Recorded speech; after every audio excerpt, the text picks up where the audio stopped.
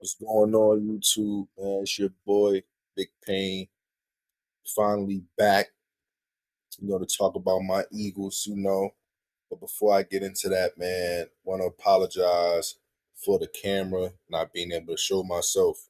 For whatever reason, this app that I'm using, the camera just very delayed, so I'd rather just speak and, y'all can stare at this picture of pretty much what we're going to talk about. It's been a while since I hopped on this channel to talk about my squad. Um, if you go into my second to last video, towards the end of that video that I posted about the Eagles, this was years ago before we even got AJ Brown. And I even mentioned, I said, with the picks that we got, if we were to put that together, put some talent around Jalen Hurts and he take that next step, then we got a Super Bowl roster. And that's exactly what happened, man. I was wrong about a lot, but I was right about a lot. And pretty much the last video I posted was after Jalen Hurts lost in that Buccaneers playoff game against Brady, them years ago. But I capped it off on a positive note. Like, I was optimistic about the picks that we had and the talent that we brought in. And, for it to come full circle now, I just want to get into that. Um, I don't know, man. I got more of a positive outlook on what's going on in Philly because I'm of the mindset of if somebody wants to go, let them go. I don't want to keep anyone around that doesn't want to be here, that doesn't want to be in Philly. And I think, this offense can hit another level, even with us losing AJ Brown. Um, but before we get into that, I want to address the defensive side of the ball for a moment. Uh, I think we have the best defense in the league. A lot of people are, up in arms about the Miles Garrett trade to the Rams and also them getting the cornerback from the Chiefs. Um, and, those guys are household names, McDuffie and Miles Garrett. But as a unit, I don't think their unit is better than Philly. I don't think the Seahawks unit is better than Philly's. So I want to get into this because last year we had the third ranked defense.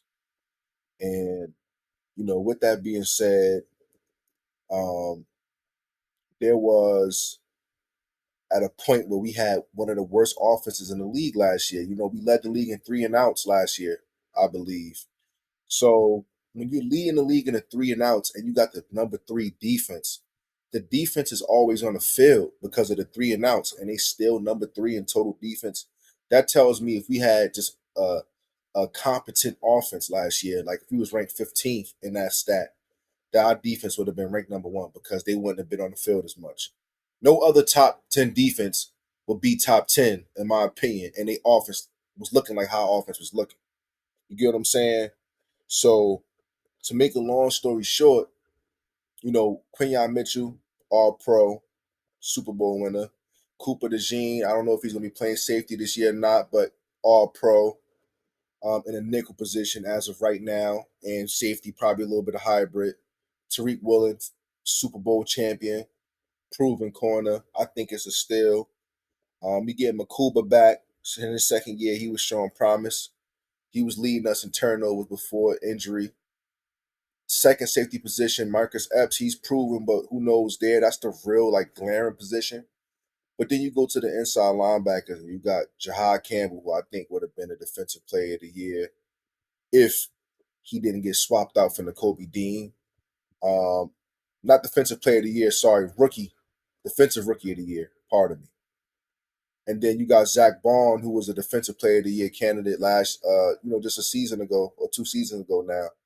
And then you go on the D line, you got, Bernard from Minnesota, you got Jalen Carter, former All Pro, you got Jordan Davis, should have been an All Pro, you got Ojomo, you got Jalix Hunt, you got Nolik Smith. I think the defense is star studded. Defense has never been a problem, and they got Vic Fangio running the show. So I wanted to start there to just give y'all some peace of mind because I think there may be, if not a little bit panic, but a lot of concern. And I think the real concern is for me, not if Devontae Smith can take over the number one receiver spot, but can Makai Lemon be a bona fide number two in this league? Only time will tell. I think he has the ability to do so in this offense with his talent, but only time will tell. Um, and I think just looking at the guys, right, on this team, right, Saquon, Jalen Hurts, Lane Johnson, Dallas Goddard, Cam Jurgens, Tyler Steen, Mailata, Landon Dickinson. There's a lot of proven guys. There's not much shakeup in Philly, really. It's the same guys are coming back. And, I'm excited because I love what I'm hearing. I love the vote of confidence that my quarterback is given and Lane Johnson is given. Those two guys I listen for, and they don't speak much, but when they do, you listen in. And this is the most excitement I've seen from Jalen Hurts from a coordinator. And to make a long story short, us getting under center, right, and really becoming a true offense, a true West Coast offense. I mean, Patullo, man, he said something along the lines of, "We just run the ball sometimes to run it," right? Like that doesn't. Philadelphia Eagles fans, we watch too much football. That's not good enough, right? We didn't have a screen game the past few years. Hopefully they do that, but going under center, right? Being able to run the ball left or right? Counters, whatever, traps. Imagine the play action that we get to do. I see some quarterbacks that don't have nowhere near the athleticism as Jalen Hurts, like Jared Goff, make a killing off bootlegs, man. We don't have the easy gimme plays to get Jalen Hurts in rhythm. Every other team that has a potent offense have plays to get their quarterback in rhythm, like a check down, a rollout, something just to get them going. We don't have those. I think with this offense, it's going to be layers to it, and that's really what I'm excited about. But to move forward and address the elephant in the room with AJ Brown, um, my thing is this, right? If somebody wants to go, I say let them go. Um, this could be attributed to Patullo, right, with the play call and the change up. One thing we don't take into consideration is that Jalen Hurts is the only one that's getting a new OC every year. The receivers are as well. So maybe that is a reason why, just to shake up with the play calling and Sirianni not being able to rein it in. Um, but I think it's something deeper there. I don't know what. I don't have any sources. I'm not going to sit up here and act like I know everything. But it can't be stats because AJ Brown, since he's been in Philly, he has the most dominant run statistically from the Eagles, um, receiver in 4 years. If you look at the accolades, right, we talking about a person who was a three-time All Pro in 4 years, and you got two contract extensions in 4 years, and then you got two Super Bowl appearances in 4 years. Think about how many playoff wins and then a Super Bowl ring. And think about how many playoff wins we had with this group. So a lot of people want to say, if he goes over to New England and he won't have the same production, it's very well that he has some great production over there, right? With McDaniel and Drake May. I know that the schedule is definitely tougher than last year's, and maybe the grass isn't greener, maybe it is, but I'm ready to move on, and I'm ready for Jalen Hurts to take that next step and be another All Pro selection. And I want him to really put his imprint on his team. And I think, we'll be better for it. A lot of people may not feel that way. I could be wrong, but I just think in this offense, right? There was times last year when I felt like we just came out and we just went out our way to target AJ Brown, even though he wasn't open. Even though we didn't do a good job of scheming him open, I just didn't agree. And I felt like at a point in time, Devontae Smith, to my recollection, was top 7 in receiving yards. And once those things started to happen with AJ Brown, he fell out that conversation. But I think, who knows, right? Goddard was going off with the touchdowns at a point before the media caught wind of what was going on. So I think, to sum this up, I think Jalen Hurts not feeling obligated to have to just stare one guy down to really get through his progressions, and then also with this new play calling, right? Being able to spread the ball around, get guys in space. I think if Makai Lemon is as good as advertised and he gives us like 700, 800 receiving yards, and that rookie tight end, does with his thing as well with Goddard and all of that, I think, this team, I would say this, and this may just be because I'm an Eagles fan, but I truly believe this. I would put a lot of stock in the MVP, Jalen Hurts, this year. There's been times when I betted against him, figuratively speaking, and I was wrong. He's proven people wrong so much, and I think him being a plus 3,000 on the MVP uh, leaderboards, I think he's due for a big year. I think with people seeing AJ Brown leave, I think defenses are going to load the box up, saying, "Y'all don't have AJ Brown anymore. Anymore. Show me what you can do." Like we're gonna load the box and make him throw.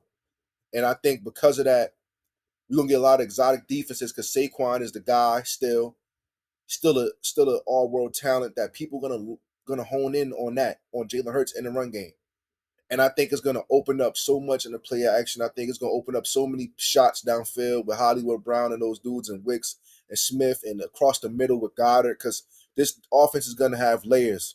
It's going to have layers, in my opinion. I think we're going to have a true three-level offense where we got a deep threat, we got intermediate, and we got the checkdowns. Are going to make the defense play to our beat. And I'm confident that they're going to get this figured out. And I think, you know, I would never bet against Howie Roseman, man. I think I don't know if he's done yet. I'm hearing about Josh Sweat, but what he did with this roster over the years, man, the talent is still top of the line talent, man. I don't think there needs to be panic. I still think we're a double digit win team. I think we could run off with the NFC East 3 years in a row. With there being one bye, I would love to get that, but I'm just looking at it like we got an opportunity, man, with the turmoil with the Giants and that whole thing with their quarterback going out there with Trump. They got a lot to go going on over there with their receivers being old. I'm not worried about them. They just lost their best defensive player. Commanders, I think we're much better than them. Dallas, they added some defense as well. But I think if we play our best game, our best football, I think we still a team that can compete, a team that people need to worry about every Sunday. And I'm gonna start reporting back on us again, man, because I think a lot of people are getting us confused, man. Under this regime with Jalen Hurts, man, we've done nothing but win, nothing but win. I don't think that stops. We are, but this is not like Jalen Hurts his rookie year. I think a lot of people are concerned his first year starting that is gonna go back to that. Jalen Hurts has played a lot of football in between that wild card loss when I stopped YouTubing. He's played a lot of football, and I think Smitty is poised and he's been ready and he's the Heisman, and we gotta treat it as such. And I think if Makai Lemon and that tight end and those tight ends come together with that run game and Bigsby, I think we're gonna have a big year from QB1, man. A lot of people may not agree. I know he's easy to pick on, but I just want to run some stats by y'all because I know I'm going off right now, 15 minutes.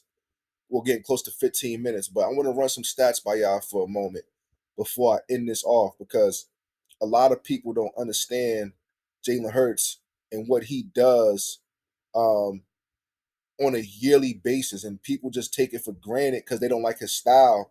But I'm all for production. I don't care how it looks. I don't care in basketball if you shoot a mid range or if you dunk the ball. A two is a two. And I want to go here for a second, right? Jalen Hurts, all right, first season as a starter, right? In 2021, 26 total touchdowns, right? Right? 26 total touchdowns, 9 interceptions. I don't know how many fumbles, right? Next year, 35 touchdowns, right? In 2022. This is with him missing a game or two. The next season, 38 touchdowns. The next season, 32 total touchdowns. The next season, 33 total touchdowns. So when people say Jalen Hurts has down years, he's averaging over 30 total touchdowns a year. And there's certain seasons when he doesn't even finish the season because we got a bye or because of an injury. This is a guy who's consistently, you know, putting points on the board. Whomever is calling the plays, he's gonna do him.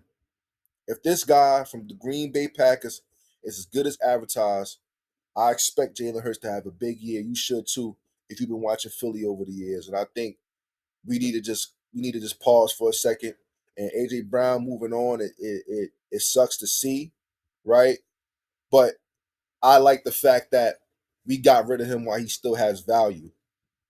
And I think great teams do that. I think with the Packers, I mean not the Packers, the Patriots, all those years when they got rid of them corners, like Stephon Gilmore and all of those guys, they got rid of them when they still had some value, when they were still good, but they still was serviceable.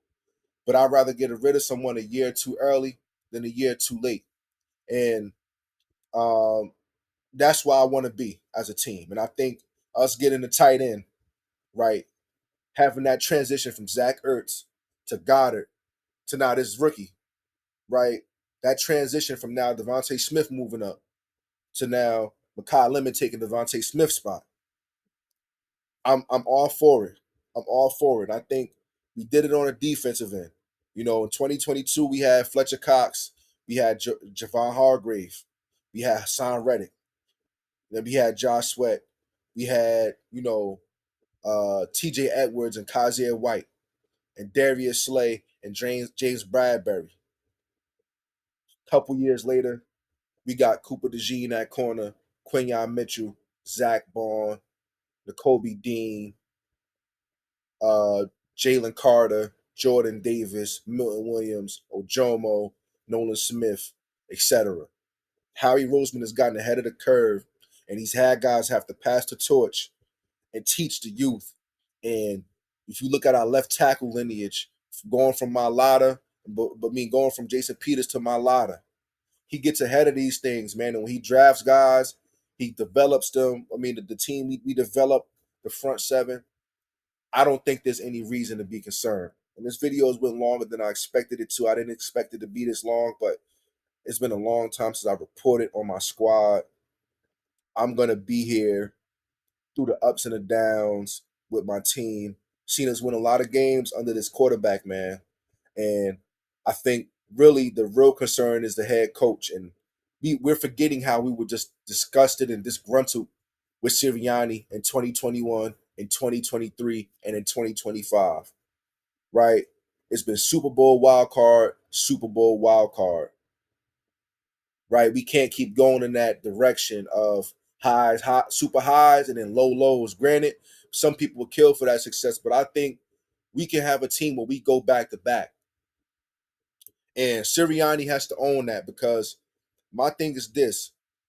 If this dude Sean from Green Bay has Jalen playing like an MVP, we have a tough decision to make next offseason.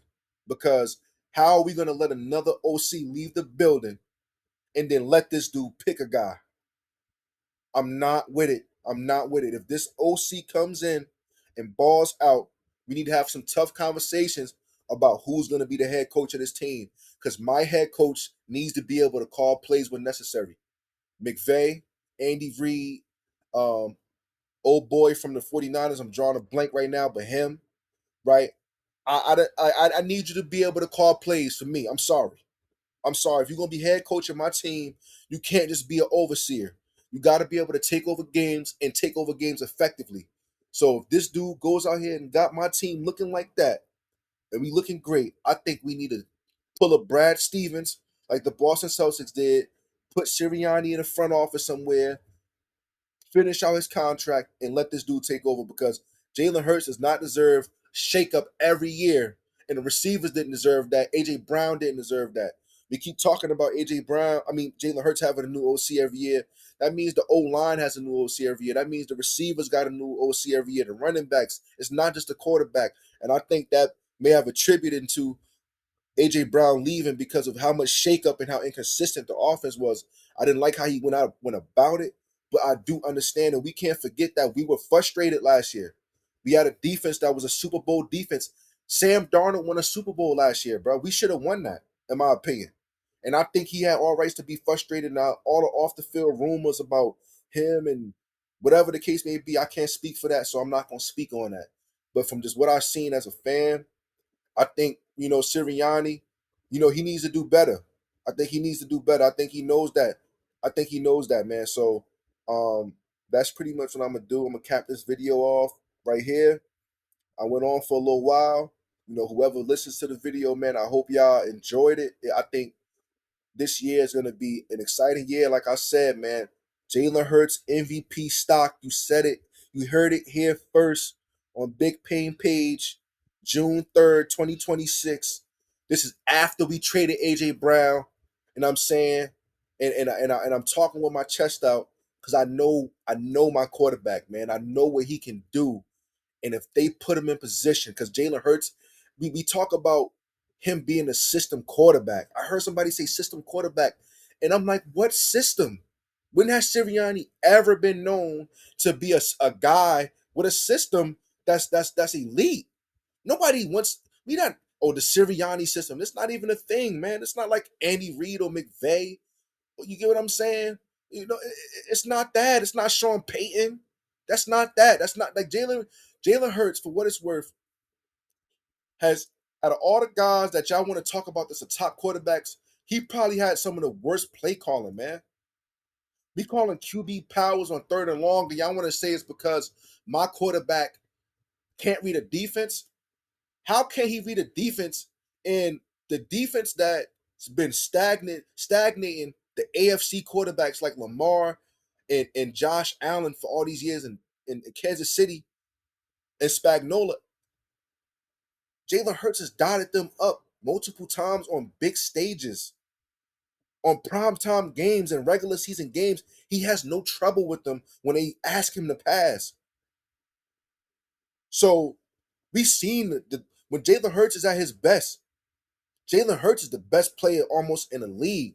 We watched him almost win the MVP a few years ago. When Jalen Hurts is clicking, man, he's one of the most dangerous quarterbacks in the league, bro. Great deep ball. You know what I'm saying? Smart runner, safe runner, right? Good at the line of scrimmage, man. I'm not gonna defend somebody who has like 50 plus wins in 4 years, bro. I'm just not gonna do it. Just look at the resume, look at the stats, the total touchdowns, not the stats you want to see, but combine the rushing and the passing because he's a dual threat quarterback. This is the era we're in. Look at that, and you tell me if he's not producing. You don't get the contract he got without producing. You don't get the accolades he has without producing. Sam Darnold didn't win the Super Bowl MVP. You can't compare him to that. Sam Darnold wasn't an All-Pro. You can't compare him to that. So y'all say, "Oh, Trent Dilfer won a Super Bowl." Did Trent Dilfer have an All-Pro?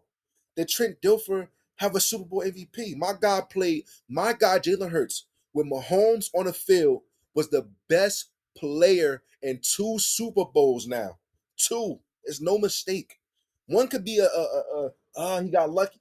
Two, he lives for the big games. I've seen him play in snow games, rainy games. Whatever he does, whatever is asked of him, he does it. This year it's going to be asked of him to be the MVP. I guarantee he do it. Put your money on it. You heard it here first. AJ Brown, it was a pleasure. If we see you later on, Quinyon Mitchell gonna lock you up. By the way, it's war, man. I'm not scared of nobody in in the league, bro. If I'm more so concerned with the play calling than the personnel, man. But y'all let me know what y'all think in the comments, man. I'm out.